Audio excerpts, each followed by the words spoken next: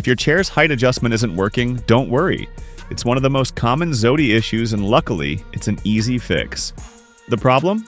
The lever isn't properly connected to the mechanism. The solution? A quick adjustment. Start by flipping the chair over.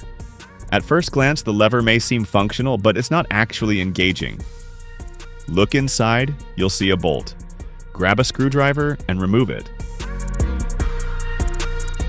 If the bolt has fallen inside, just fish it out with your screwdriver. Now, take a flathead screwdriver and carefully pry this part out.